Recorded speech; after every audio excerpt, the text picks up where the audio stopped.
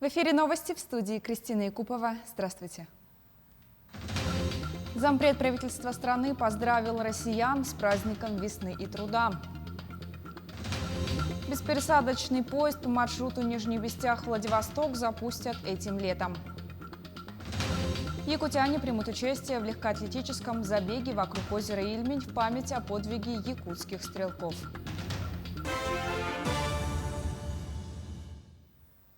Глава Якутии внес предложение по укреплению взаимодействия Северного форума с международными организациями. Айсан Николаев принял участие в заседании Совета губернаторов Северного форума, на котором детально обсужден вопрос участия председательства России в Арктическом совете. Глава Якутии отметил, что представители региона задействованы во всех 10 рабочих группах, а в этом году парламент региона стал инициатором новой рабочей группы Северного форума по межпарламентскому сотрудничеству на севере и в Арктике. Что касается программы председательства России в Арктическом совете, Айсан Николаев выразил уверенность, что она откроет новые перспективы по продвижению проектов, инициированных республикой. Безопасное прохождение паводка весной и лесные пожары летом – два вопроса, которые ежегодно волнуют якутян. К этим событиям правительство республики готовится заранее. В День республики Ленск принимал на своей земле важных гостей: Айсена Николаева, главу Якутии, и Евгения Зиничева, руководителя МЧС России. Каким решением они пришли во время визита, расскажет Ксения Журавлева. Земля в иллюминаторе и изгибы Лены во льду. Рядового гражданина, наверное, заворожит такая красота. Специалистам МЧС не до нее. Каждую весну они пристально следят за рекой. Ледоход на границе Якутии с Иркутской областью может принести с собой много неприятностей для людей. В этом году вскрытие реки на территории Ленска гидрометеорологи ждут к 9 мая. Готовятся к этому сейчас. Режут лед, тренируются и оттачивают навыки на случай, если придется подрывать заторы. А образуются они, предположительно, на 53 участках реки. Это показал космический мониторинг. В целом, в этом году во время паводка вода поднимется незначительно – на 1–1,5 метра выше нормы. Так что чрезвычайной ситуации власти не ждут. Прогноз благоприятный, но лучше перестраховаться. В День республики глава Якутии и министр МЧС России Евгений Зиничев прибыли в Ленск оценить паводковую обстановку. В зону возможного затопления у нас попадает 169 населенных пунктов, в том числе в рисках от весеннего половодья и летне-осенних паводков у нас находится 123 населенных пункта в 24 муниципальных образованиях. Обсудили лесные пожары. В республике только за прошлый год выгорело около 73 тысяч гектаров леса. Из-за изменения климата пожароопасный сезон 2020 года оказался сложнее, чем остальные. С мая по июль пожары возникали в труднодоступных местностях. Сухие грозы, аномально жаркая ветреная погода провоцировали огненную стихию. С августа по сентябрь возгорания перешли ближе к населенным пунктам. И вот уже здесь причиной стал человеческий фактор. Эта рабочая поездка в Ленск не отличалась от предыдущих. Повестка та же. Спланирован алгоритм действия на случай ЧС. Внимание со стороны федералов помогает республике подготовиться ко всем непредвиденным ситуациям. Ксения Журавлева, Олег Соснин, телеканал «Алмазный край». 99 новых случаев коронавирусной инфекции выявили в республике за минувшие сутки. В Якутске 57 заболевших, в Мегино-Кангаласском районе 22, в Усть-Алданском районе 4, в Валданском, Амгинском, Татинском районах по 3 случая заболевания. В Сунтарском районе 2 случая и в Вилюйском, Горном, Нюрбинском, Аймиконском и Чурапчинском районах по 1 инфицированному. За сутки лабораториями республики проведено 2542 исследования. Приезжающих из-за границы россиян обязали дважды сдавать тест на COVID-19. Соответствующее постановление принял Роспотребнадзор. Интервал между первым и повторным анализом на коронавирус должен составлять не менее суток. Результаты тестов нужно загрузить на портал госуслуг. При этом до получения анализов на руки прибывшие в страну должны соблюдать режим изоляции по месту жительства или пребывания. Сдавать тесты на COVID-19 должны все граждане России, въезжающие в страну на любом виде транспорта. Ранее требовалось сдавать только 1 анализ в течение 3 дней после возвращения в Россию из-за рубежа. Исключением были 2 страны – Турция и Танзания. Прибывающие оттуда должны были сдавать тесты дважды. К другим темам. Главный инструмент современного кладовщика – сканер. Они нужны, чтобы считывать штрих-коды поступающего или отправляемого груза.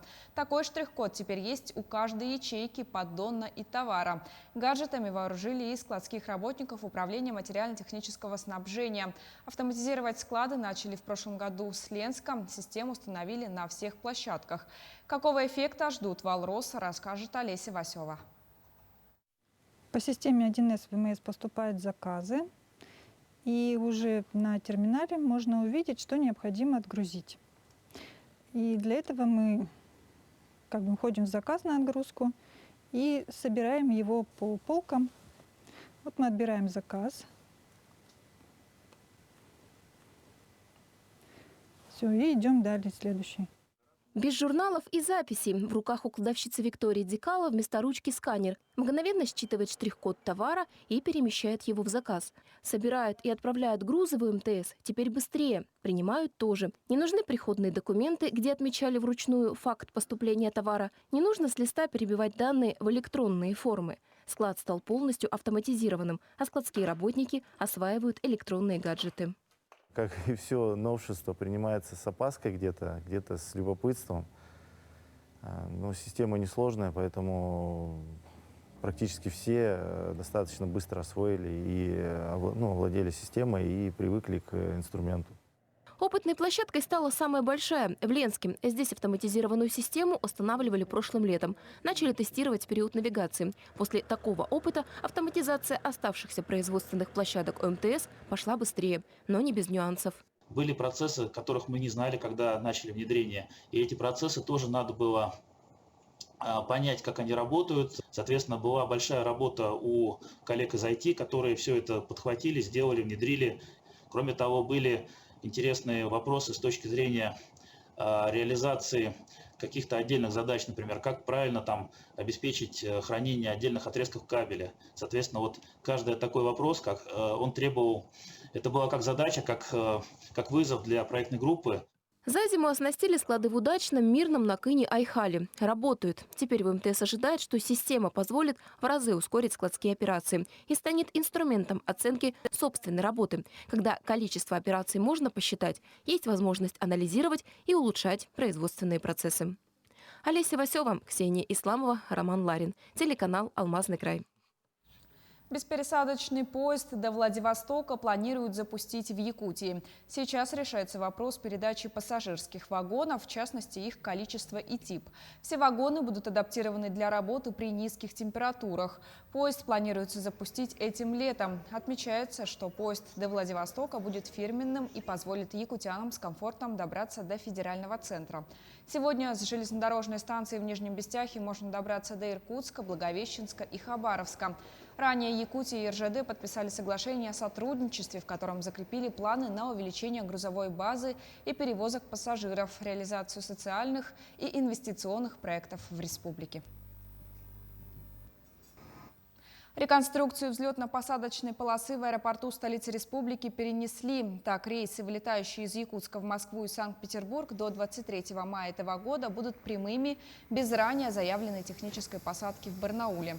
Ранее работы планировали начать с 1 мая по 1 октября. При этом ремонтные работы не предусматривают закрытие аэропорта.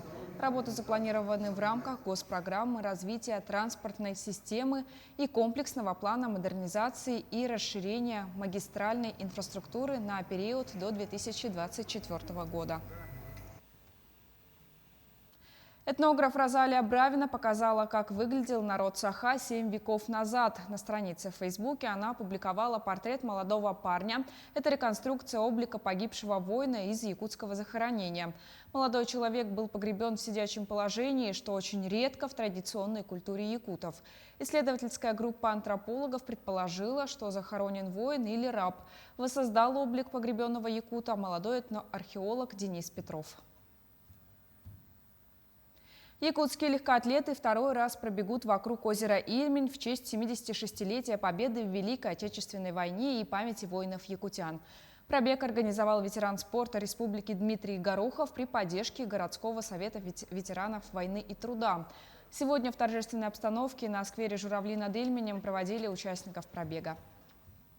Сегодня наши спортсмены, благодаря Дмитрию Горохову, они 4-го улетают, будут находиться на озере Ильмень и в течение 4 дней совершат забег. Тем самым мы чествуем наших героев в преддверии нашей великой победы. Хотел бы поблагодарить спортсменов, поздравить всех с наступающей 76-й годовщиной победы советского народа в Великой Отечественной.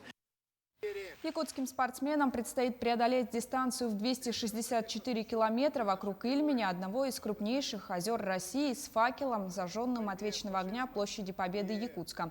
77 лет назад 597 якутян в составе 19-й отдельной лыжной бригады форсировали 30 километров тонкого льда озера Ильмень. Большинство солдат не вернулось из боя. Нет такой семьи, чтобы коснулась эта страшная война.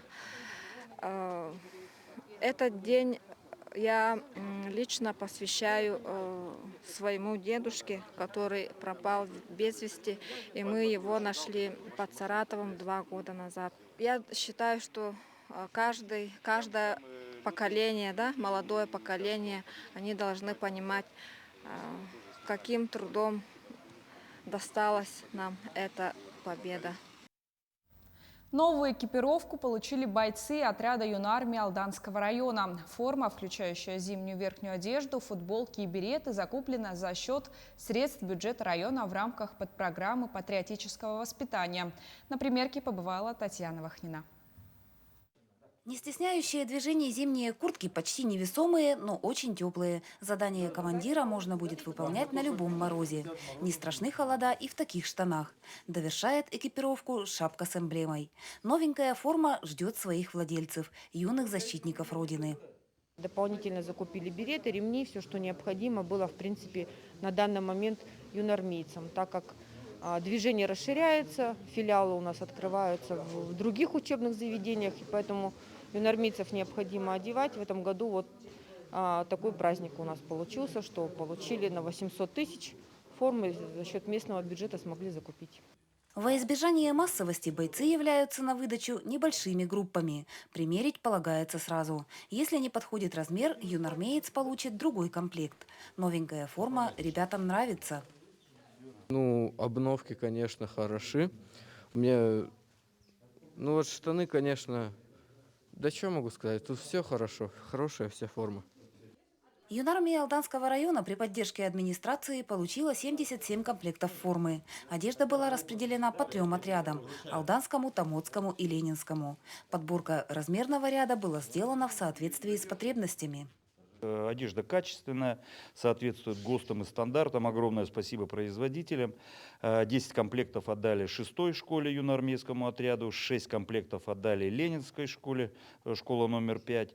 51 оставили здесь на Алданском районе, те, которые так же самое будут распределены среди учащихся, среди районного отделения юнармии.